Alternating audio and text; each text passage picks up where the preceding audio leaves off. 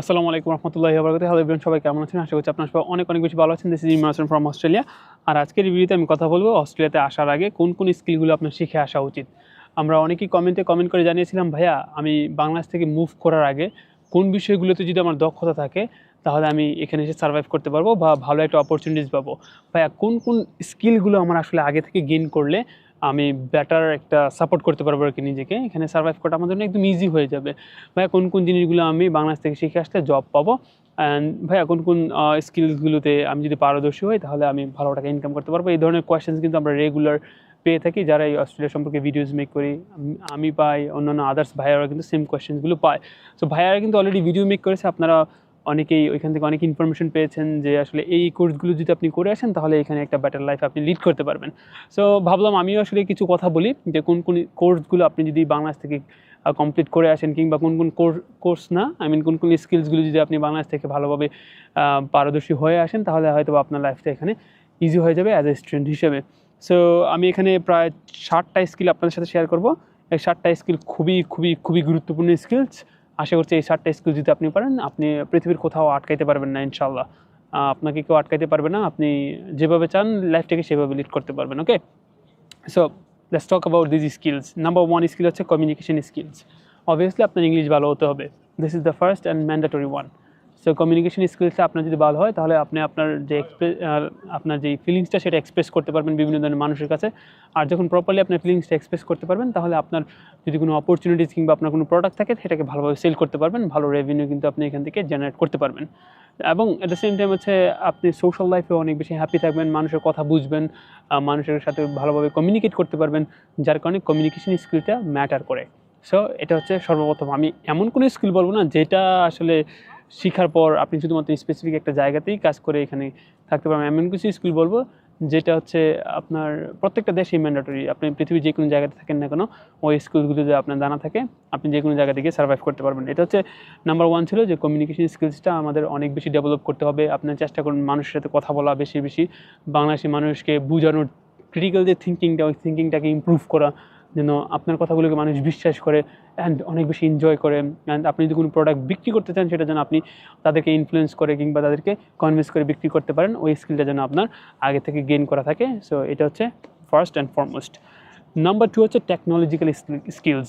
আমরা যারা বাংলাদেশে থাকি তারা কিন্তু বেশিরভাগ, ইভেন এখন বর্তমানে মোটামুটি বলা যায় প্রায় 60% মানুষ হচ্ছে আমরা কম্পিউটার এগুলোর সাথে অতটা বেশি ফ্যামিলিয়ার না, কম্পিউটার ইউজ করি না। আমরা মাইক্রোসফট ওয়ার্ড, পাওয়ার পয়েন্ট এগুলো তো নর্মাল একটা স্কিলস, আমরা মনে করি এগুলো দিয়ে আমরা জব পাবো। আসলে এখনকার বর্তমান এআই সময় এগুলো দিয়ে জব পায় না। এগুলো ফার্স্ট অ্যান্ড ম্যান্ডেটরি থাকাই লাগে, এগুলো কোনো অপশনাল না। জন্মের পর থেকে সবাই পারে এগুলা, সবাই শিখে। অস্ট্রেলিয়ার যে ছোটো ছোটো বাচ্চারা আছে না তারা সবাই পারে এগুলা বলা যায়। সো আমরা তো এগুলোর সাথে ফ্যামিলিয়ার না, আমরা মনে করি যে এগুলো দিয়ে জব পাওয়া যায়। এগুলো জব করতে হেল্প করবে আপনাকে, জব পাওয়া যায় না, এগুলো কোনো স্কিলস না, এগুলো একটা নোন থিংস। এগুলো আপনার অবশ্যই জানা থাকা লাগবে যে কোনো জব করেন না কেন।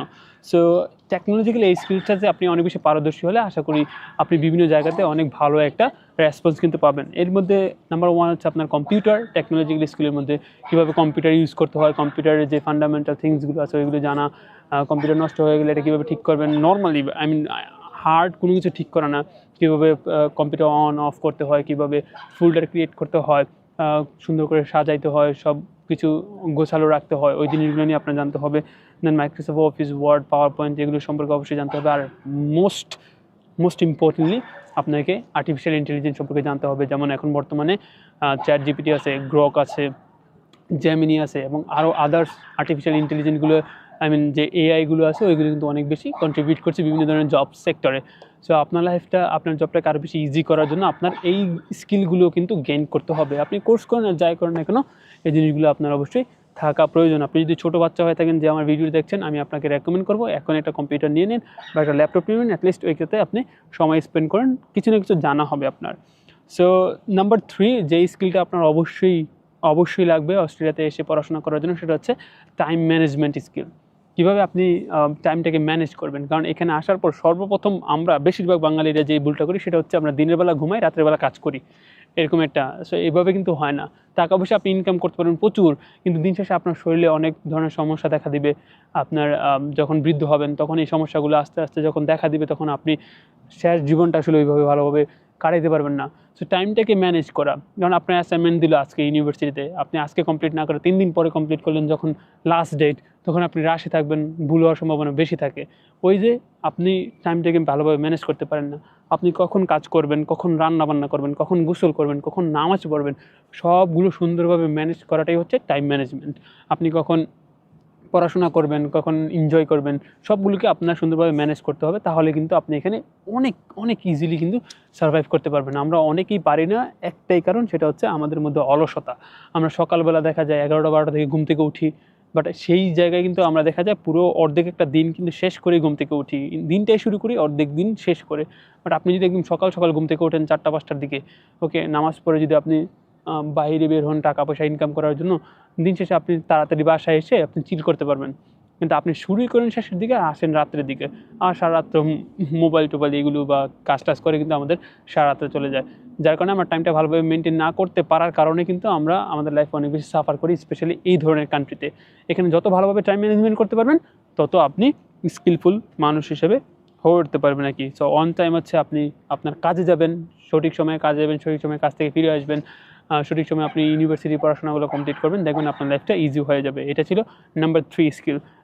স্কিল নাম্বার 4, সেটা হচ্ছে কাস্টমার কেয়ার সার্ভিস।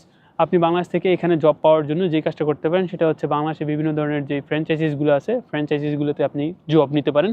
এখানে একটা জাস্ট অভিজ্ঞতার জন্য আপনি তাদের সাথে কাজ করেন, কাস্টমার সার্ভিস প্রোভাইড করে থাকেন। কাস্টমারের সাথে ফ্রিকুয়েন্টলি কথা বলেন, হাসি ঠাট্টা আমি যাই করেন না কেন, এই কাস্টমার সার্ভিস যে স্কিলটা, সেটাকে ইমপ্রুভ করেন। কারণ এখানে আপনি যখন রেস্টুরেন্ট কিংবা অন্যান্য বিভিন্ন ধরনের হসপিটালিটি হোটেলগুলোতে কাজ করবেন, তখন কিন্তু আপনার এই স্কিলটা অনেক বেশি হেল্প করবে আপনার ভালো একটা স্যালারি এনশিওর করতে। সো এই স্কিলটা কিন্তু খুবই গুরুত্বপূর্ণ, আপনি এটা করতে পারেন। ওকে, অ্যান্ড নেক্সট হচ্ছে প্রেজেন্টেশন স্কিল। সো এটা হচ্ছে নাম্বার 5, প্রেজেন্টেশন স্কিল। আপনি যখন ইউনিভার্সিটিতে পড়াশোনা করবেন, মনে রাখবেন ওইখানে অবভিয়াসলি আপনাকে গ্রুপের সাথে কিন্তু কাজ করতে হবে, আর প্রত্যেকটা সাবজেক্টের কিন্তু প্রেজেন্টেশন থাকে। অ্যাট দি এন্ড, দিন শেষে আপনি কী শিখলেন, আপনারা কোন প্রজেক্টে কাজ করেছেন, কোন প্রজেক্টটা কীভাবে কীরকমভাবে হয়েছে, কার কন্ট্রিবিউশন কীরকম, ওইরকম সবগুলোই কিন্তু আপনার প্রেজেন্টেশনের মাধ্যমে কিন্তু তুলে ধরতে হয়। ধরুন একটা প্রোডাক্টে যদি আপনি ভালোভাবে প্রেজেন্টই না করতে পারেন, আপনি কীভাবে ক্রেতা পাবেন, কীভাবে আপনি এটাকে বিক্রি করবেন, সেক্ষেত্রে আপনার প্রেজেন্টেশন স্কিলটা মাস্ট প্রয়োজন হবে।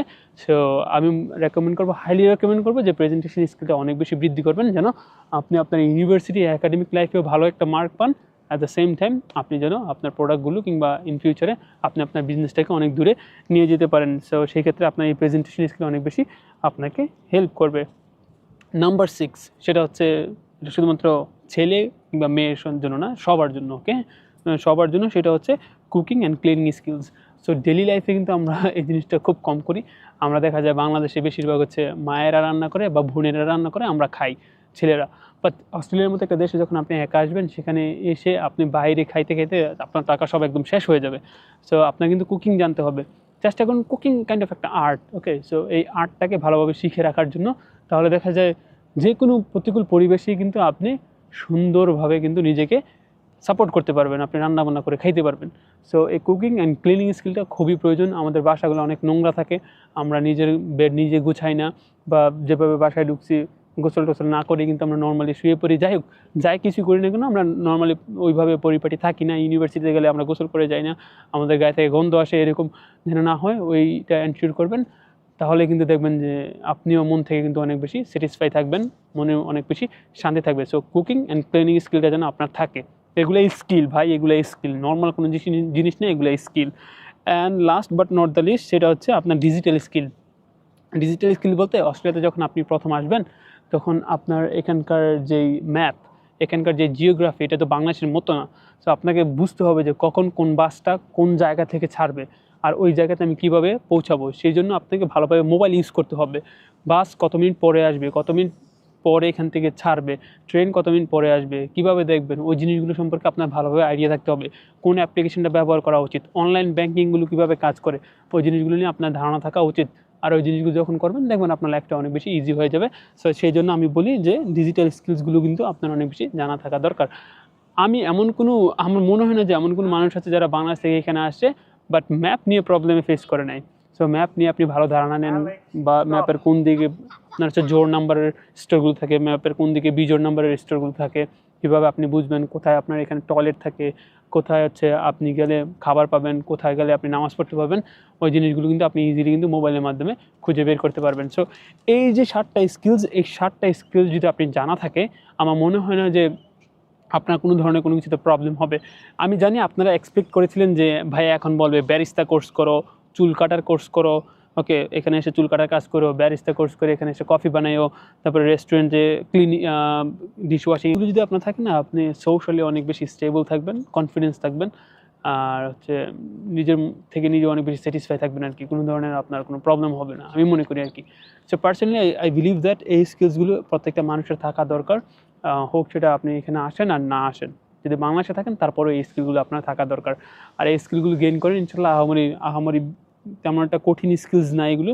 যখন গেইন করে ফেলবেন ইনশাল্লাহ দেখবেন যে আপনি যে কোনো জায়গা থেকে সার্ভাইভ করতে পারতেছেন, আপনি জব খুঁজতে পারতেছেন, আপনি কনভিন্স করতে পারতেছেন, আপনি ভালো সেল নিয়ে আসতে পারতেছেন। অ্যাট দি এন্ড আপনার অ্যামাউন্টটা কিন্তু অনেক বেশি থাকবে, স্যালারিটা কিন্তু অনেক ভালো থাকবে। Alright everyone, so that's all for today, and thank you very much for watching me and supporting me throughout my whole YouTube journey. ইনশাল্লাহ ইন ফিউচার আমি সাপোর্ট পাবো আপনাদের কাছ থেকে। টেল মি দ্যাট নেক্সট কোন ভিডিওটা নিয়ে, কোন টপিকের উপর ভিডিও আমি বানাবো। সো আমাকে সবাই জানান যে নেক্সট কোন টপিকের উপর আমি ভিডিওস মেক করবো। সবার সাথে দেখা হচ্ছে কোনো একদিন অস্ট্রেলিয়াতে কোনো এক জায়গাতে। Till then take care, bye, আসসালামু আলাইকুম ওয়া রাহমাতুল্লাহি ওয়া বারাকাতুহু।